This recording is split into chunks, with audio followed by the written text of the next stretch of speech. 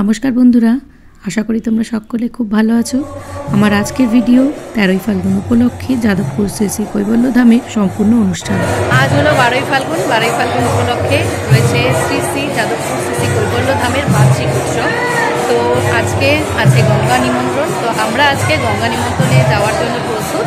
তো এখনও পর্যন্ত যাত্রা শুরু করিনি। এখন হচ্ছে নাট মন্দিরে সাজগোজ এবং ওপরে চলছে কীর্তন, এবং আমরা চেষ্টা করছি গঙ্গা নিমন্ত্রণে যাওয়ার জন্য। যতক্ষণ ঠাকুর না চাইবে ততক্ষণ যাওয়া যাবে না, কারণ বাইরে ঝিরিঝিরি বৃষ্টিও হচ্ছে, তাই কোনোটাই আগে থেকে কিন্তু কোনো কিছুই বলা যায় না। তো চলো, সবার প্রথমে তোমাদের এই যে কৈবল্যধামের যে মেন নাট মন্দিরটা কত সুন্দরভাবে সাজানো হয়েছে সেটা তোমাদের সাথে দেখিয়ে নিই।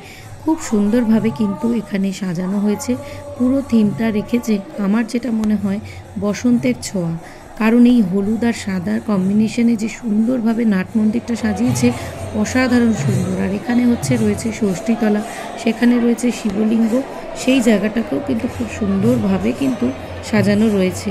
আর এখানে রয়েছে আমাদের পরম পূজনীয় মহন্ত মহারাজ শ্রীমৎ ভবতোষ বন্দ্যোপাধ্যায়ের সমাধিস্থল।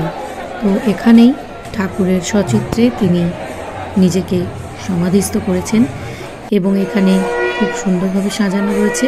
আর দেখতেই পাচ্ছ এখানে খুব সুন্দরভাবে কিন্তু এখানে বড় স্ক্রিনে ঠাকুরের পূজা আরতি সব কিছু কিন্তু দেখা যাচ্ছে। এখন গঙ্গা আহ্বানের জন্য যে অধিবাস হয়, ঠাকুরের একটা বার্ষিক উৎসব হতে গেলে তার আগে অধিবাসের অনুষ্ঠান হয়, যে কোনো নাম সংকীর্তনের আগে। তো সেখানে গঙ্গা আহ্বান বা গঙ্গা নিমন্ত্রণ যেটাই বলো না কেন, সেই উৎসবে কিন্তু আমরা আজকে সামিল। তো দেখো খুব সুন্দরভাবে মন্দিরের চারপাশ, মন্দির বলবো না, এটা কৈবল্য ধাম, যেখানে 33 কোটির দেবতা অবতরণ করে। তো সেই ধামের চারিপাশ কিন্তু খুব সুন্দরভাবে সাজানো রয়েছে। প্রচুর জুতো রাখার ব্যবস্থা রয়েছে, নানা রকম ঠাকুরের চিত্রপট, খুব সুন্দরভাবে চিত্রপট এখানে বিক্রিও হচ্ছে। ঠাকুরের বস্ত্র, পাখা, সুন্দর সুন্দর এখানে নানা রকম পাখাও তৈরি হচ্ছে। এই হলো মেন প্রবেশদ্বার, সুন্দর করে ফুল দ্বারা সুসজ্জিত, এবং মন্দিরে প্রবেশের পথেই কিন্তু দেখো কত সুন্দরভাবে সাজানো রয়েছে। এবং এই জায়গাতে কিন্তু সমস্ত ভক্তদের এখানে নাম পাওয়ার বা দীক্ষা দানের জন্য লাইন, বা তাদের বসে অপেক্ষারত অবস্থায় থাকা, বা যারা দূর থেকে আসেন তাদের জন্য এখানে থাকার সুন্দরভাবে ব্যবস্থা রয়েছে। এবং এখানে রয়েছে ফার্স্ট এডের একটা ঘর, যদি কোনো রকমভাবে কারোর শরীর টরীর খারাপ হয় সেই জন্য ব্যবস্থা রয়েছে, এবং নানা রকম সুন্দর করে সাজানো বসার ব্যবস্থা। আমরা তো যারাই কৈবল্য ধামে গিয়েছো তো প্রত্যেকেই জানো যে কত বড় জায়গা নিয়ে এই কৈবল্য ধামের যে চারিপাশটা তৈরি এবং সুন্দরভাবে সুসজ্জিত। তো দেখো এখন আমি প্রবেশ করছি নাট মন্দিরের ভেতরে।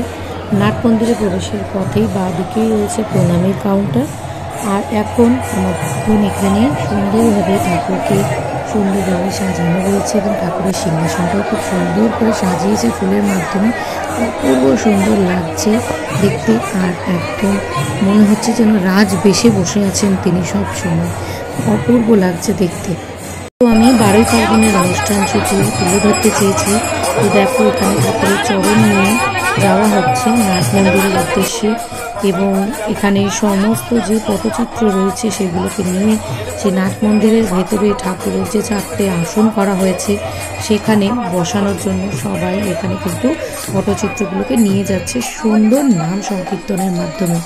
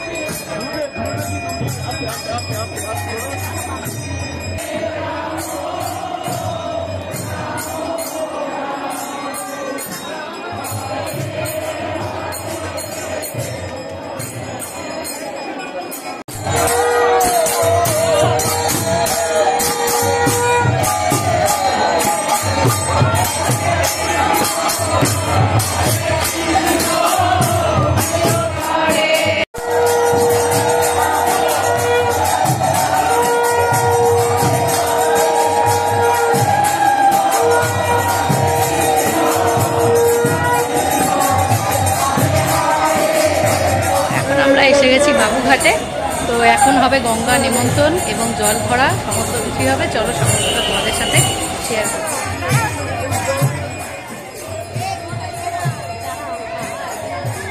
এখন গঙ্গা নিমন্ত্রণের জন্য মা গঙ্গাকে পুজো করে নেওয়া হচ্ছে।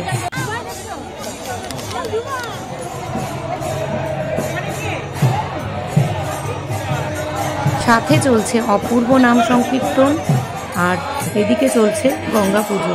সব কিছু মিলিয়ে যেন একেবারে নাম সংকীর্তনে মধুর হয়ে উঠেছে পুরো পরিবেশটা।